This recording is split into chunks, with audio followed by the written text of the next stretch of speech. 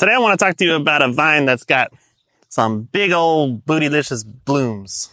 And some of you are looking at this and you're like, no, I know what that is and I'm not planting that. And I don't blame you one bit, except that this isn't exactly the thing that you might be thinking of because it's a slightly different thing.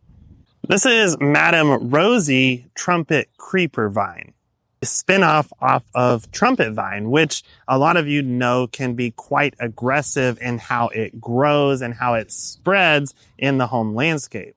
But what the plant breeders have done with this variety of trumpet creeper is they have made it, well, more well-behaved.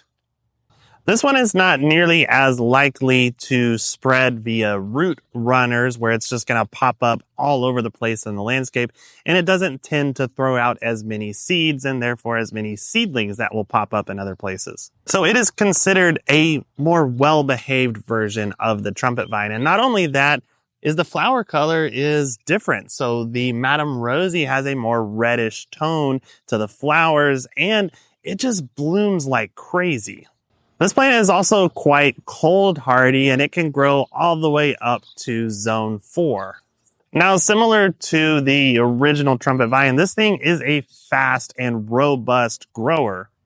And it will cover up whatever structure you allow it to grow on. And it needs to be a pretty sturdy structure because this plant can get quite heavy and is capable of producing a large trunk.